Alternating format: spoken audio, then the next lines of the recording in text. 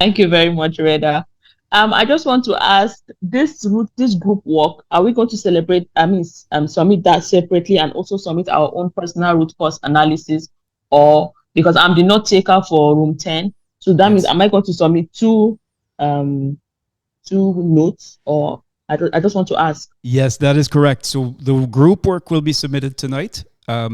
And then, so again, you should be done by the end of the session.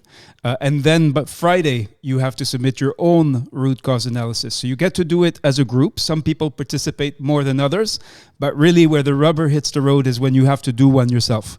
And in this, I'm guessing that given your leadership, you're probably yes going to do more work than participants who are not as active as you are. But my guess is also that you may not mind. At least that's what I hope. Thank you. All right, thank you, Zara. All right, we have four more hands. Let me see if in the meantime, what we can do is if your group would like to present, please. You don't need to keep asking to be sent to a room. We're not sending you back to a room right away. We're looking right now for questions for the guides. You can see their names here. A number of them are in the room with us today, depending on their availability and commitments. What questions do you have? These are senior, national, and international experts. And they are here to help you and support you with your root cause analysis and with the immunization challenges that you face. Charlotte, who shall we hear from? I'm turning towards Amina Ibrahim, whose hand is raised. Amina Ibrahim, are you able to unmute? Or Bridget Taremotimi? Okay, thank you. My question is on my group. I need a little bit of clarification because we are choosing a challenge which is lack of awareness. And do we have to, because lack of awareness could be anything from cultural belief and practices. So in discussing with the group, we had listed all the 5 whys, for instance, under cultural belief and practices. Is that the ideal way we are supposed to do this? Or we are supposed to list the 5 whys on all the challenges that we think come under lack of awareness before we can address it? All right, so very quickly, you want to focus on one challenge, and we know that when you ask why, you may come up with several things, but you'll need to choose one and then ask why about that thing. And there may be, again, multiple answers because the world is not simple. And then I think we're going to have to mute all again. It really, and we're not able to allow participants to unmute themselves without raising your hand. And so you do this each time. You have to make a choice. Now, if you want to write down all the things you find, then that can be very interesting and really adds value to the root cause analysis to explain why you chose this particular part of the answer before going to the next why. Charlotte, next question, and let me know if, okay. And then we are looking for the groups to present. So if you wish to present for your group, write your room number in the chat because we are now going to move to the participant presentations. But let's hear some more questions and do write them in the chat as well. Ibrahim Amos, can you? Okay. Thank you. Yes. Good afternoon. I'm Amos Ibrahim Agom from Bauchi. Yes. My question is, the why we did or we came up with it in the group. Can someone use that as his own submission, or you have to come up with your own why? Thank you. Thank you, Ibrahim. That's a question that comes up often, Reda. Yes. So if your immunization challenge is the one that get worked on, well, you get a bit of a boost because you get help from your colleagues to do your root cause analysis. So it is legitimate if it is your immunization challenge that everyone worked on to use that as an input for your own root cause analysis. However, if you look at the guidance we shared this morning for your root cause analysis project, which you have to submit on Friday, you are asked to go much deeper than we are able to in these very quick rapid fire rounds today. So the expectation is that even if you get a bit of a boost from your colleagues, and that again is the spirit of the collaborative to help and support each other, you still need to do still need to do additional work to make sure that you are ready.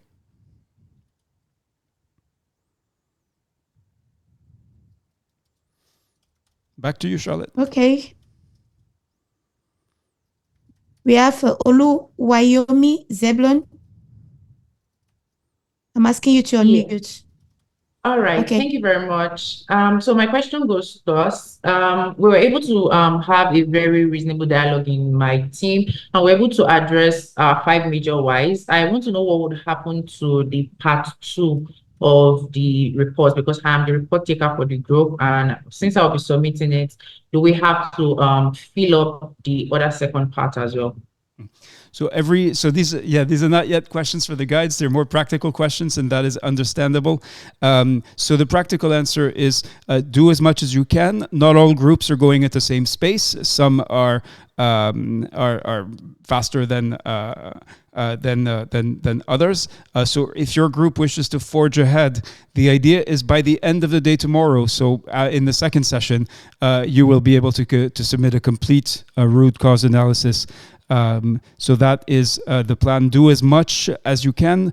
We're more interested in quality and making sure that the answers you provide are not superficial, that you go deep enough, explain the situation better, explain the 5 whys. That is what ultimately is going to matter more, is really how deep you go. So, rather probably if the group starts presenting, then we may have some more questions that will require guide response and feedback. Certainly. And so the first group that I have is room 23, and that would be Anas Chica. So Anas, are you ready to present? And we invite you to share your screen.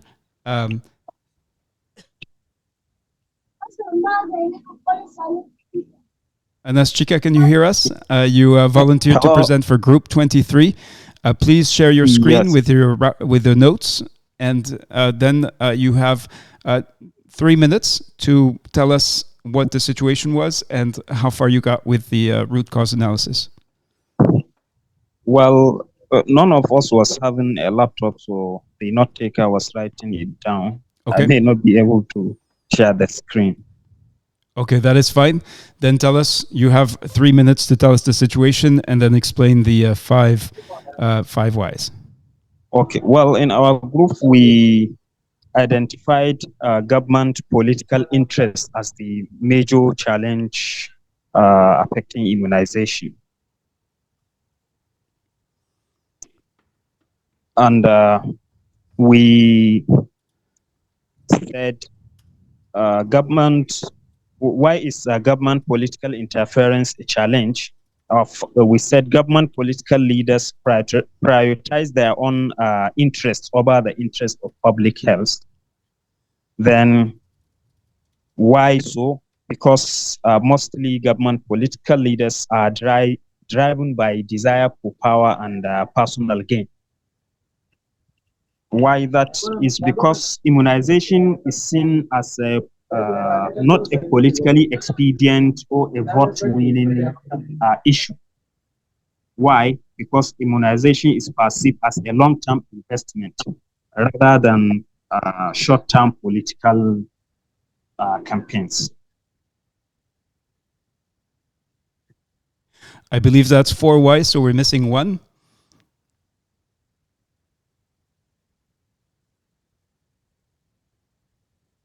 Or we're missing our speaker. Anas Chica? Yes.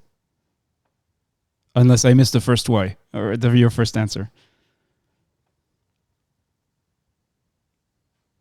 All right. Anas Chica, are you still there? Yes? Yes, yes. All right. So yes. I thought... Is that as far as you got, that there's no long-term investment? I mean, there's no interest in long-term investment because political leaders are looking for short-term return. Yes, that's the fifth why, I think. Okay. All right. Okay. I'm going to turn to Boma Otobo. Boma, as a guide, if you'd like to speak to that one, whether this is an immunization challenge and what your suggestion, recommendations, advice would be to this to the group that identified their immunization challenges as a political interference. Boma, are you there? And if there are other guides who would like to come in on this issue. Brother. Yes. All right. Thank you, and good day, good evening to every one of us on this call. I must say this has been a rewarding and refreshing time for every one of us.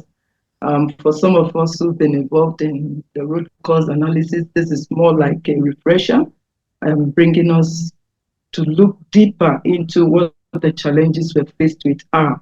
And so for this group that worked on government political interference, I believe that this is a major problem where you find the political appointees.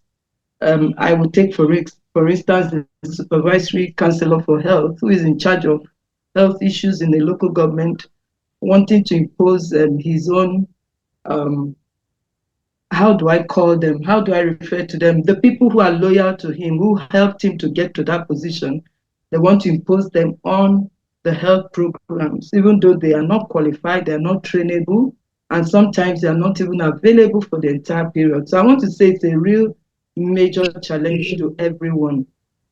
Okay. And you trying to solve it, I think it's a big one because you can never take those people out. So I would rather say you find ways to reduce the interference by being firm, right? You have to be firm from the word go. You can admit them into the programs, but give them the firm instructions that they must comply with so that they don't come and mar the success of the program. So I would say kudos to the group. I like the way you have articulated your whys. I know at the end of the day, you should be able to come up with something good for everyone. Thank you.